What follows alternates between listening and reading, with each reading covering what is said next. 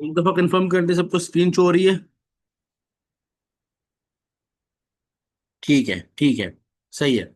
तो मैं ये बता रहा था, मैंने ये एमटीक्यू स्टार्ट किया है एक स्टैंडर्ड कोस्टिंग का। मैं बता रहा हूँ स्टैंडर्ड कोस्टिंग का एक हमने पहले किया था एमटीक्यू। इसका जो पहला एमटीक्यू था, अगर किसी ने मेरी पिछली क्लास नहीं ली थी, तो एमटीक्यू नंबर 1 जो स्टैंडर्ड कोस्टिंग का था वो मुझसे ले सकते हैं, अगर किसी ने वो पहले वाला नहीं किया हुआ। अब दूसरा भी एमटीक्यू ये जो है ये स्टैंडर्ड कोस्टिंग का है, जिसमें इसने पूरा बैकग्राउंड यहाँ दिया हुआ है, और बैकग्राउंड के बाद यहाँ पे टास्क वगैरह बताए हुए हैं, टास्क 1, टास्क 2 और टास्क 3। ठीक है। मैंने वैसे यहाँ पे लिखा हुआ है वेरिएबल ओवर का टोटल वेरिएंस, असल में मैंने इसलिए लिखा है क्योंकि पहली रिक्वायरमेंट से रिलेट करी है ये बात। देखा जाए तो पहली रिक्वायरमेंट में वो कह रहा है, ये अगर मैं बताऊं आपको, पहली रिक्वायरमेंट में वो कह रहा है what was the standard total variable production over cost per unit. Standard variable cost per unit का मतलब ये है कि standard variable overhead per unit की वो बात कर रहे हैं। अब ये जो वेरिएबल ओवरहेड का टोटल है, वेरिएबल ओवरहेड का जो ये टोटल है, अगर आप देखो, ये देखो यहाँ पे वेरिएबल ओवरहेड का जो टोटल, असल में उसने यहाँ पे बोला ये हुआ है कि एक मिनट, एक मिनट, एक मिनट, हाँ, यहाँ पे उसने बोला हुआ वेरिएबल प्रोडक्शन की जो बात की हुई है, कॉस्ट पर यूनिट की बात की हुई है, वो उसने बात की हुई है इसकी वेरिएबल को ओवरहेड पर यूनिट की, ये मांगा हुआ है क्योंकि देखा ना स्टैंडर्ड, तो ये स्टैंडर्ड में है variable production cost per unit, तो ये production variable overheads per unit की बात हो रही है। अब इसके मुताबिक अगर देखा जाए तो हम पूरे क्वेश्चन में इसको सॉल्व करते हैं और देखते हैं इसका आंसर क्या आएगा। अब ये वेरिएबल ओवरहेड का जब हम टोटल का वेरिएंस निकालते हैं तो उसका फॉर्मूला ये लिखा हुआ है, जैसे actual units into standard variable overhead per unit, ये आता है टोटल स्टैंडर्ड, कंपैरिजन होता है एक्चुअल ओवरहेड्स वेरिएबल ओवरहेड्स से, तो आपके पास आ जाता है एक्चुअल, आपको आ जाता है वेरिएंस, सॉरी, आपके पास आ जाता है वेरिएबल ओवरहेड का टोटल का वेरिएंस। तो हम सारे वैल्यूज पुट करते हैं यहाँ पे, देखते हैं आंसर है कि नहीं है। अगर आप देखें तो आपके पास यहाँ पे वो उसने बताया हुआ है कि वेरिएबल ओवरहेड वर एब्जॉर्ब्ड एट 3.7 पर डायरेक्ट लेबर आवर, 3.7 पर डायरेक्ट लेबर आवर्स। ठीक है। अब 3.7 पर डायरेक्ट लेबर आवर्स का मतलब ये है कि 1 घंटे का रेट, 1 घंटे के बदले जो ओवरहेड्स लग रहे हैं वो 3.7 है। तो हम यहाँ देखते हैं कि टोटल आवर्स कितने हैं लेबर के। हम यहाँ देखते हैं कि टोटल आवर्स कितने हैं लेबर के। अगर हम देखें तो हमारे पास लेबर्स के आवर टोटल है 20, हमारे पास लेबर के आवर्स है टोटल है 20। ठीक है। तो हम लिखेंगे 20 × 3.7, 20 × 3.7 इज इक्वल टू, इसका आंसर निकालने क्या आ रहा है 20 × 3.7 का?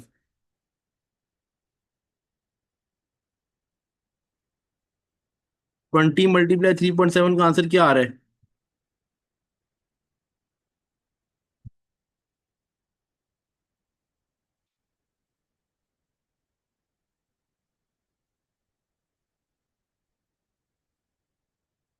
74। अच्छा, 74 आ रहा है, सही है।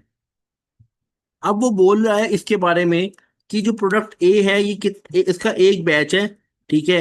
एक बैच है for each batch of 50 units. अच्छा, 50 यूनिट्स का एक बैच है। अगर आप देखें तो 50 यूनिट्स का एक बैच है। हमने ये जो कॉस्ट निकाली है ऑब्वियसली ये पूरे बैच की उसने दी हुई है। उसने बताया हुआ है कि the direct cost standards were set for each batch, और ये पूरे बैच के आवर्स बताए हुए 20। ठीक है।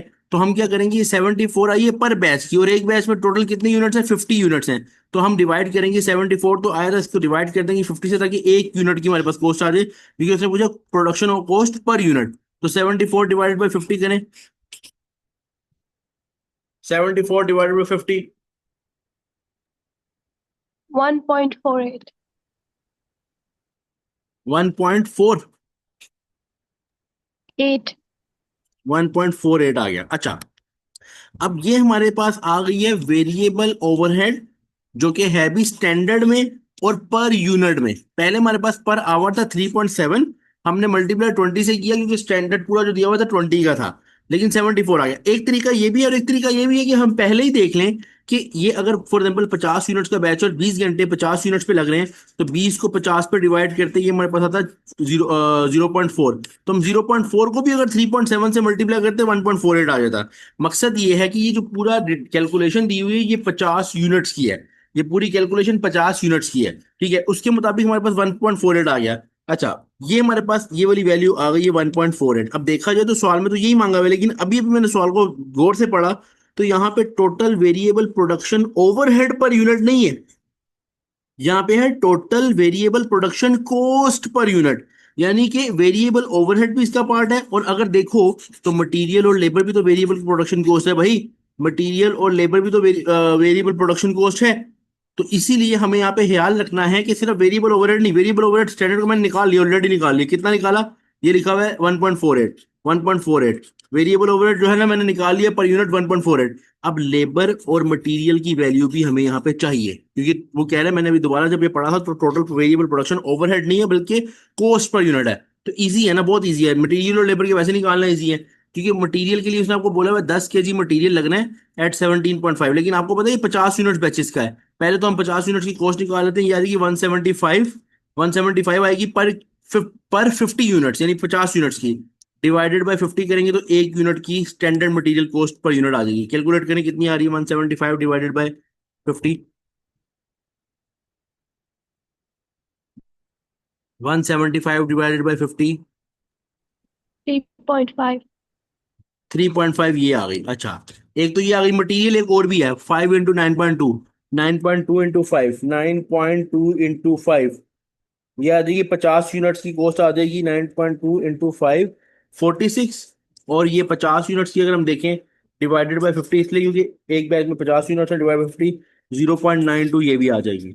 और अगर हम लेबर को भी कैलकुलेट करेंगे, क्योंकि हमें लेबर भी कैलकुलेट करनी पड़ेगी, तो 20 × 12.5 250 डिवाइडेड बाय 50 यूनिट्स है, तो ये भी आ जाएगी 5 की, ये भी आ जाएगी 5 की। ठीक है, मतलब एक हमारे पास मटेरियल की दो कॉस्ट हो गई 3.5 और 0.92, यानी मटेरियल में हमारे पास 3.5 भी है और 0.92 भी है। ठीक है, ये यहाँ से लेके आए हुए हैं। और लेबर में हमारे पास 5 की कॉस्ट है और साथ ही 1.48 है।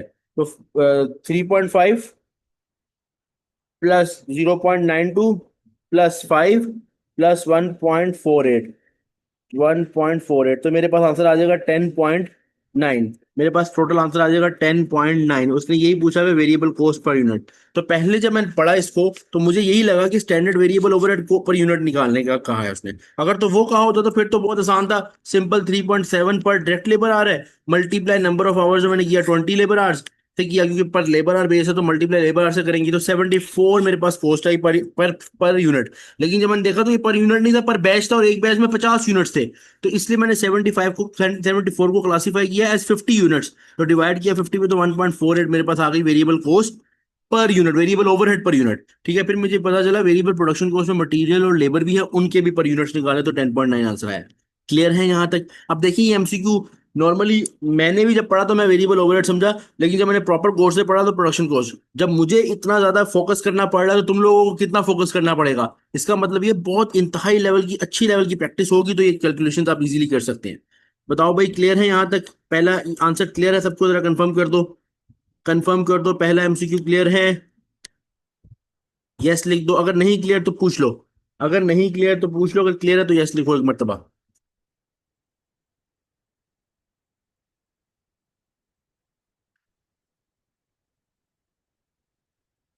अच्छा, बस दो स्टूडेंट्स ने यस बोला, बाकी स्टूडेंट्स, मुझे पता है मैंने तुम लोगों को बड़े गलत टाइम पे क्लास रख ली है, ये टाइम खेलने कूदने का है, लेकिन बच्चों क्या कहते हैं, अगर समझ आ गया तो यस लिख दो। है भाई, नहीं हो जल्दी से यस लिख दो ताकि अगला मैं कर लूँ। कीबोर्ड वगैरह पे लिखना है यस, थोड़े से हाथ का इस्तेमाल कर लोगे तो अच्छा हो जाएगा तुम लोगों के लिए।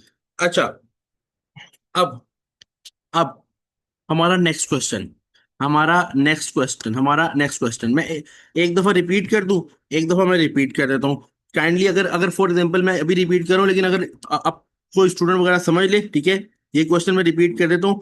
ठीक है, जो है ना अगला क्वेश्चन पे अगर कोई रिपीट का बोलेगा तो उसके बाद लेक्चर वगैरह वैसे अपलोड होना ही है क्लास के बाद, तो मसला नहीं होगा। सिंपल सवाल ये है कि standard variable production cost per unit मांगी हुई है। अब हमें standard product variable production cost में तीन किस्म की वेरिएबल कॉस्ट है, एक मटेरियल, एक लेबर और एक वेरिएबल ओवरहेड। मटेरियल तो सीधा सीधा हमारे पास आ गया 10 kg इंटू 17.5, ये स्टैंडर्ड गिवन है, तो हमें स्टैंडर्ड ही चाहिए पर यूनिट में 175 आया। अब चूंकि ये पूरे एक बैच का है, क्योंकि उसने ऊपर बोला ये बैच है जिसके अंदर 50 यूनिट है, तो मैंने 175 को 50 पर डिवाइड किया तो 3.5 ये आ गया। फिर 5 लीटर्स इंटू 9.2 46 ये आया, डिवाइडेड बाई 50 यूनिट है तो एक यूनिट की 0.92 कॉस्ट आ गई। ये स्टैंडर्ड मटेरियल कॉस्ट हो गई। अब लेबर में 20 इंटू 12.5 आंसर आया था कुछ 250। 250 को मैंने डिवाइड किया, क्योंकि 50 यूनिट्स है टोटल, तो आंसर ये आ गया 5। यानी ये तीनों मैंने ऐड कर ली। और अब वेरिएबल ओवरहेड के लिए उसने बोला 3.7 पर डायरेक्ट लेबर आवर, तो 3.7 को पहले मल्टीप्लाई किया 20 से, क्योंकि पर आवर है तो टोटल आवर्स बैच पे 20 लग रहे हैं। 74 cost per unit, variable overhead per unit आ गया। उसको मैंने डिवाइड कर दिया 50 से, तो 1.48 वेरिएबल पर यूनिट हो गया। यानी ये तीनों और ये एक, ये सबको ऐड किया तो मेरे पास 10.9 आया standard variable cost per unit. ठीक है। अच्छा, अब से कोई लेक्चर अगर किसी का कोई किसी को कोई भी किसी भी क्वेश्चन पे इशू होता है या मिस हो जाता है कोई point, for example net connection की वजह से किसी वजह से, तो काइंडली आप इस लेक्चर को बाद में अपलोडेड देख लीजिएगा। ठीक है, मुझसे पूछ लीजिएगा कहाँ अपलोडेड है। अच्छा, अगला, what was the standard fixed production overhead cost per unit of product ए। अब वो standard fix production overhead cost per unit of product ए मांग रहा है, यानी कि फिक्स प्रोडक्शन ओवरहेड, लेकिन कॉस्ट चाहिए उसको पर यूनिट में। चलो निकाल लेते हैं, कौन सी कोई बड़ी बात है, कौन सी बड़ी बात है। अगर देखा जाए तो फिक्स ओवरहेड के बारे में बात कर रहे हैं कि वो निकलता है एट रेट पर मशीन आवर, लेबर आवर की बेस पे नहीं। वेरिएबल ओवरहेड तो लेबर आवर की बेस पे था, हमने वेरिएबल ओवरहेड को देखा 3.7 पर डायरेक्ट लेबर आवर, तभी लेबर आवर से मल्टीप्लाई किया था, लेकिन ये मशीन आवर की बेसिस पे कोई मसला नहीं है। उसने दे दिया आपको फिक्स ओवरहेड टोटल लगी है 51,000 और मशीन आवर्स कितने 1700। हमें पता है कि वेरिएबल ओवरहेड चूंकि हमारा जो वेरिएबल ओवरहेड में बेस है, यानी कि ओ ए आर निकलता है फिक्स ओवरहेड में, सॉरी फिक्स ओवरहेड की जो बेस है वो मशीन आवर्स है, तो उसने मशीन आवर्स दिए हुए हैं। हम निकाल लेते हैं ओ ए आर पहले, क्योंकि ओ ए आर निकालेंगे ना तो ओ ए आर का हमारा कॉन्सेप्ट क्या होता है कि ओ ए आर से इजीली हम प्रोडक्शन ओवरहेड पर यूनिट निकाल सकते हैं, और यही तो चाहिए, यही तो चाहिए हमें। ठीक है, तो ओ ए आर निकालने का तरीका क्या है, fixed overheads 51,000 divided by activity level 1700, ये आ गया 30। ये 30, हाँ 30, ये आ गया 30। लेकिन मेरा तुम लोगों से क्वेश्चन है, फौरन रिप्लाई चाहिए, फौरन रिप्लाई चाहिए। 30 पर यूनिट या 30 पर मशीन आवर? 30 पर यूनिट या पर मशीन आवर, जल्दी बताओ, फौरन फौरन। I am waiting for the reply भाई, रिप्लाई नहीं आ रहा तुम लोगों का, जल्दी। या मुझे शो नहीं हो रहा?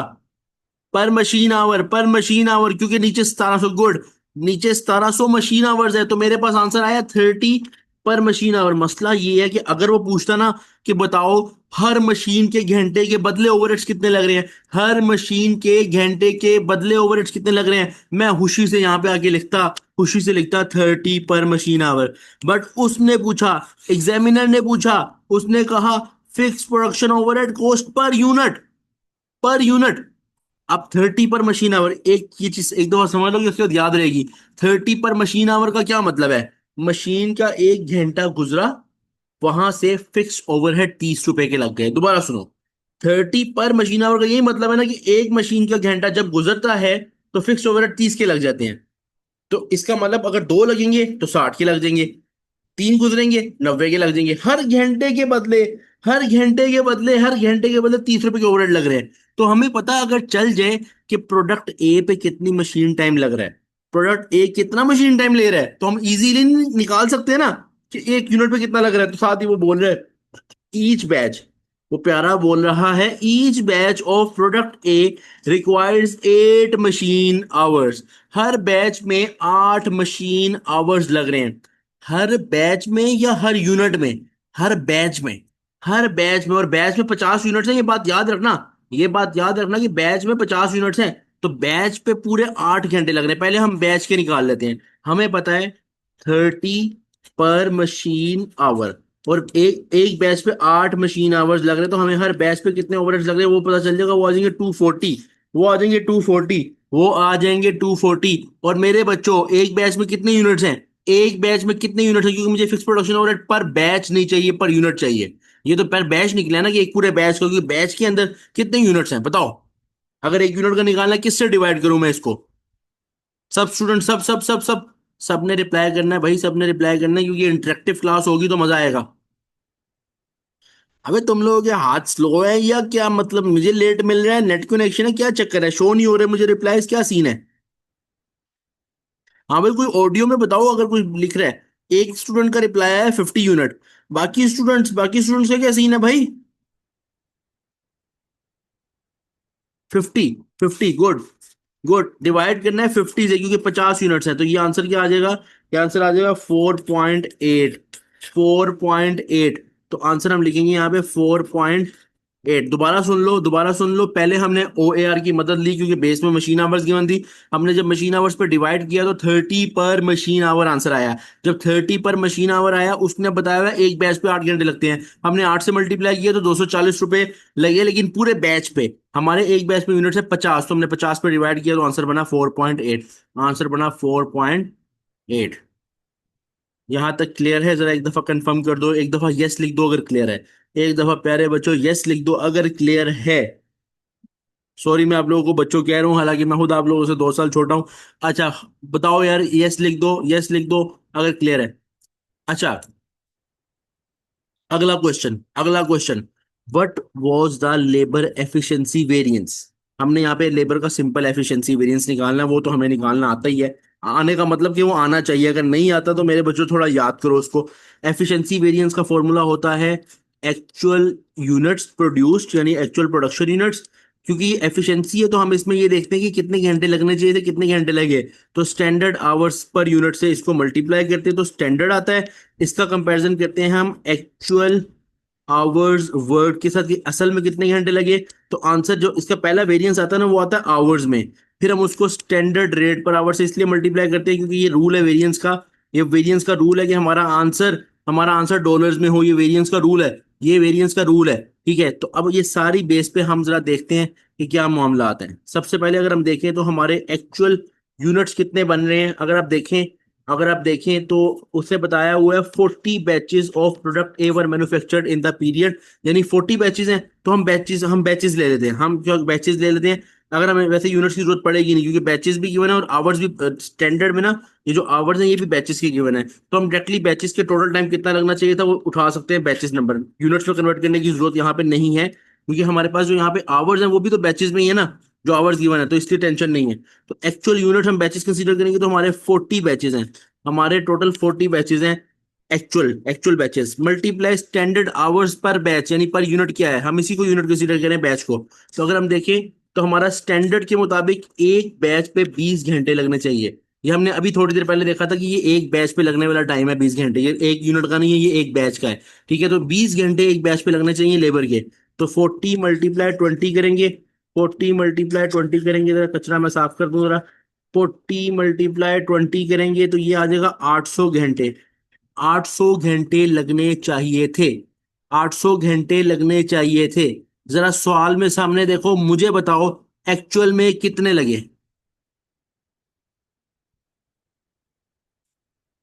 एक्चुअल में कितने लगे बताओ। एक्चुअल में कितने लगे, जल्दी जल्दी बताओ जरा।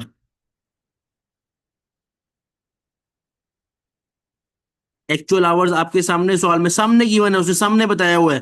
फोकस करो जरा, फोकस स्क्रीन पे जरा, जो सवाल है उसको अंदर थोप जो। 838, गुड। ये छुप के लिखे हैं, ये थोड़ा शर्मा रहे हैं, थोड़े पीछे लिखे हैं वैल्यूज के। 838 आवर्स लगे। तो भाई आपका जो स्टैंडर्ड था वो तो यही कह रहा था ना कि 40 बैचेस और एक बैच में 20 घंटे, तो 800 घंटे लगने चाहिए थे। आपने एक्चुअल में भाई लगा दिए 838। ये कोई एफिशिएंसी नहीं है। आपने 800 घंटे का काम 838 में किया, अच्छी बात नहीं है ये। अच्छी बात नहीं है, कितने से अच्छी बात नहीं है, 38 से आपका बैलेंस आ गया एडवर्स। और मसला ये है, ये 38 से जो एडवर्स आया ये आवर्स में आया है। और स्टैंडर्ड कॉस्टिंग का रूल है कि वेरिएंस हमेशा होना चाहिए डॉलर्स में। कोई मसला नहीं, आवर्स में जो आया है तो हम एक घंटे का क्या रेट है उससे मल्टीप्लाई कर देते हैं। लेकिन हमेशा ये वेरिएंस जब भी आप मॉनेटरी टर्म में लेके जा रहे होते हो, यानी डॉलर्स की टर्म में लेके जा रहे होते हो, तो जो भी चीजें आप मल्टीप्लाई करते हो वो स्टैंडर्ड होनी चाहिए। तो स्टैंडर्ड रेट उसने आपको दिया था ऊपर। स्टैंडर्ड रेट उसने एक घंटे का बताया हुआ, कितना 12.5 हम एक घंटे का दे रहे हैं। 12.5 हम एक घंटे का दे रहे हैं, तो 38 को 12.5 से मल्टीप्लाई कर दो। 38 को 12.5 से मल्टीप्लाई कर दो, और बताओ क्या आंसर आ रहा है। 475. 475 से एडवर्स हो गया।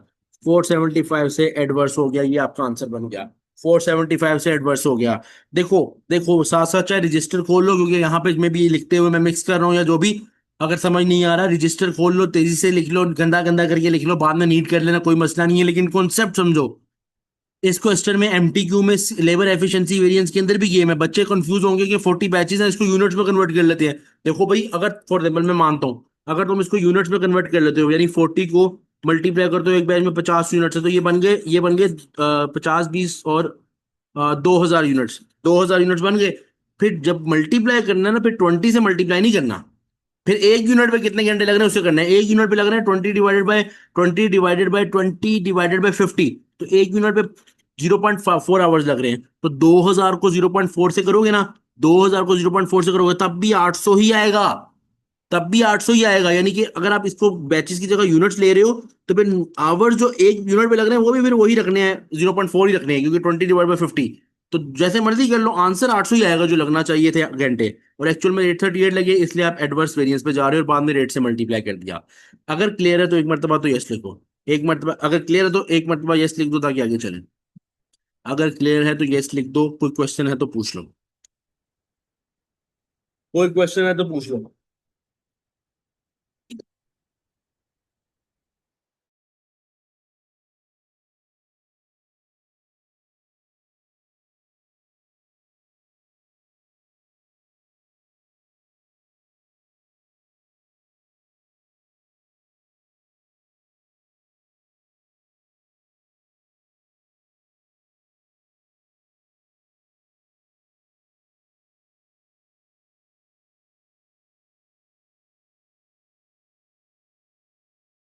यार किसी ने पूछा है सर, वेरिएबल ओवरहेड का टोटल वेरिएंस वाला फॉर्मूला से कॉस्ट पर यूनिट आ जाता है?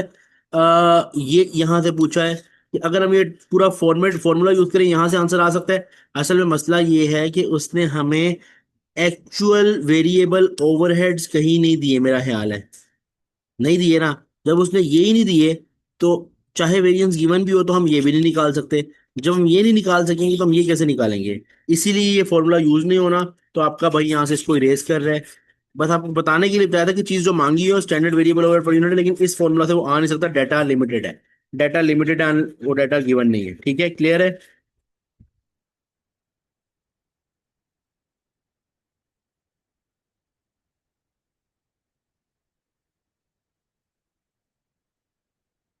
अच्छा, अगला।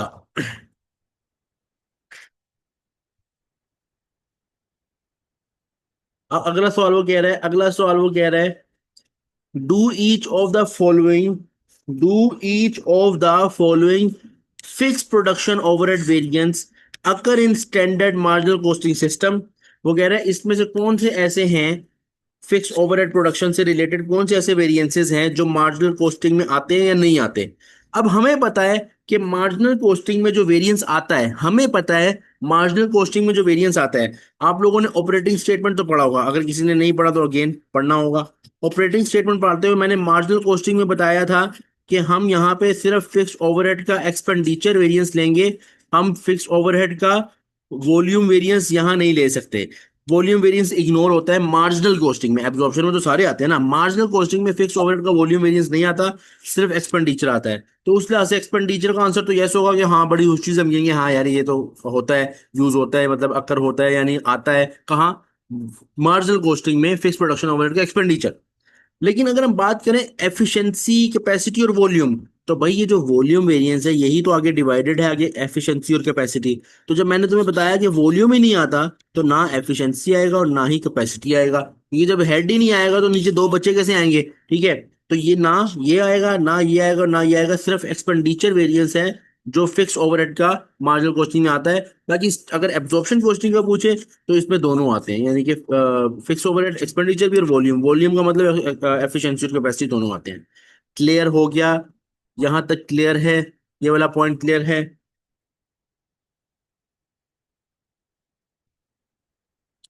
हाँ भाई स्टूडेंट्स, क्लियर है ये पॉइंट? आगे चलें।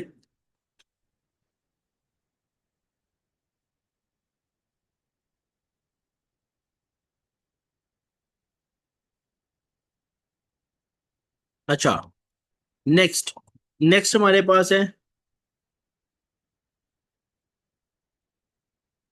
नेक्स्ट हमारे पास है which of the following variances which of the following variances is are required in order to reconcile budgeted profit from the period with the standard profit on actual sales for the same period.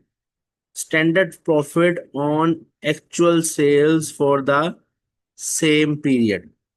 सही हो गया। अब वो कह रहा है कि इसमें कौन सा ऐसा है, इसमें से कौन सा इस तरह का वेरिएंसेस है, कौन सा ऐसा वेरिएंस है जो कि हम यूज करें तो हम standard profit on actual sales तक जा सकते हैं। अब यहाँ पे अगेन रिकंसिलिएशन का एक पॉइंट बता दूं। वैसे मैंने, अगर आप लोगों ने मेरे पास F2 के कोर्स में एनरोल्ड हैं और आपने फॉर एग्जांपल मेरा वो ऑपरेटिंग स्टेटमेंट का देखा हुआ है, तो मैंने एक इसका जो क्वेश्चन था किट का, कैप्लन की किट का पहला और दूसरा क्वेश्चन, वो उसमें मैंने एक लॉजिक बताई थी कि स्टैंडर्ड कॉस्टिंग में जब भी कोई ये स्टार्ट होती है ना, क्या कहते हैं, ऑपरेटिंग स्टेटमेंट, तो वो होता है बजटेड प्रॉफिट से। बजटेड प्रॉफिट, तो वो यही कह रहा है कि ऐसा कौन सा वेरिएंस इनमें से है, या एक या दो, जो जिसको हम एडजस्ट करेंगे बजटेड प्रॉफिट से कहां तक, फॉर द पीरियड विद किसके साथ, स्टैंडर्ड प्रॉफिट तक, यानी standard profit on actual sales. तो ये बात आपने याद रखनी है कि अगर आप पहले बजटेड प्रॉफिट से स्टैंडर्ड प्रॉफिट निकालना चाहते हैं तो आपने इसके दरम्यान सिर्फ एक वेरिएंस एडजस्ट करना है। यानी कि जब आप, वैसे तो पूरी स्टेटमेंट होती है बजटेड प्रॉफिट, फिर उसके बाद हम यहाँ सारे सेल्स के वेरिएंसेस एडजस्ट करते हैं, फिर हम कॉस्ट के वेरिएंसेस एडजस्ट करते हैं, हम एक्चुअल प्रॉफिट निकालते हैं। मकसद तो हमारा ऑपरेटिंग स्टेटमेंट का यही होता है कि बजटेड प्रॉफिट से एक्चुअल प्रॉफिट तक जाना। लेकिन अगर आपको सवाल में कभी कभार स्टैंडर्ड प्रॉफिट दे दे, तो फिर क्या उसी को बजट कंसीडर करोगे? तो नहीं। मैंने यहां बताया था बजटेड प्रॉफिट में एक वैसा वेरिएंस होता है जो एडजस्ट हो जाए तो वो स्टैंडर्ड प्रॉफिट, इसको स्टैंडर्ड प्रॉफिट भी बोला जा सकता है और standard profit on actual sales भी बोला जा सकता है, जो इसने यहाँ लिखा हुआ है कि standard profit on actual sales. ठीक है, क्योंकि स्टैंडर्ड एक्चुअल में एक्चुअल एक्टिविटी पे होता है, इसलिए standard profit on actual sale. तो एक कौन सा वो वेरिएंस है, सिर्फ एक वेरिएंस ऐसा है, वो है सेल्स वॉल्यूम वेरिएंस। वो अब डिपेंड करता है कि अगर मार्जिनल की स्टेटमेंट है तो हम यहाँ पे कंट्रीब्यूशन वाला लिखेंगे, यहाँ पे वो फिर हम लिखेंगे सेल्स वॉल्यूम कंट्रीब्यूशन वेरिएंस। अभी यहाँ पे एब्जॉर्प्शन वो कंसीडर करवा रहे हैं तो सेल्स वॉल्यूम प्रॉफिट वेरिएंस होगा। तो थ्री, इसका थ्री ओनली आंसर होगा, सी आंसर होगा। कैसे? क्योंकि यहाँ पे सेल्स वॉल्यूम रेवेन्यू वेरिएंस कुछ होता ही नहीं है, सेल्स प्राइस वेरिएंस एडजस्ट नहीं करना होता, टोटल कॉस्ट वेरिएंस भी यहाँ नहीं आता। यहाँ सिर्फ सेल्स वॉल्यूम का वेरिएंस आता है या कॉन्ट्रीब्यूशन अगर मार्जिनल स्टेटमेंट है, और अगर एब्जॉर्प्शन के मुताबिक है तो फिर यहाँ पे प्रॉफिट का वेरिएंस आता है। अगर आप इसमें ये एडजस्ट कर दो पहले, सबसे पहले, यानी कि बजटेड प्रॉफिट में सिर्फ एक वेरिएंस एडजस्ट कर दो, कौन सा? Sales volume sales volume variance, यानी कि फॉर एग्जांपल जो प्रॉफिट वेरिएंस है, तो आपके पास standard profit on actual sales आ जाएगा। हाँ, इसके बाद फिर आप बाकी सारे वेरिएंसेस एडजस्ट करोगे। वो किस तरह एडजस्ट करोगे, एक दफा वो भी बता देता हूँ कि अब आपने सेल्स वॉल्यूम तो एडजस्ट कर दिया, अब उसके बाद फिर सेल्स प्राइस वाला एडजस्ट करोगे। अब सेल्स वाले पूरे हो गए, वॉल्यूम यहाँ ऊपर, फिर सेल्स प्राइस, उसके बाद फिर सारे कॉस्ट वेरिएंसेस आएंगे, और उसके बाद जाके एक्चुअल प्रॉफिट आएगा। यानी समझने का मतलब ये है कि बजटेड प्रॉफिट से स्टैंडर्ड प्रॉफिट तक आ सकते हो, लेकिन उसमें volume variance, sales volume variance adjust हो चुका होता है। अब ये आपको कहाँ हेल्प करेगा? ये आपको वहां हेल्प करेगा जब सवाल में आपको डायरेक्टली स्टैंडर्ड प्रॉफिट और एक्चुअल सेल्स दिया होगा और वो बोलेगा ये एक्चुअल प्रॉफिट तक जाना है। अब बच्चे ना गलती से क्या करेंगे, इसी को बजटेड कंसीडर करेंगे इसको, और इसमें फिर वॉल्यूम वेरिएंस दोबारा एडजस्ट कर देंगे। अब दोबारा एडजस्ट उसको नहीं करना, उसको दोबारा एडजस्ट नहीं करना, क्योंकि वो ऑलरेडी स्टैंडर्ड प्रॉफिट में ऑलरेडी वॉल्यूम वेरिएंस एडजस्टेड है, उसमें सेल्स प्राइस करना है, कॉस्ट के करने हैं, बस। ये पॉइंट क्लियर हुआ तो यस लिखें, अगर ये पॉइंट क्लियर हुआ तो यस लिखें।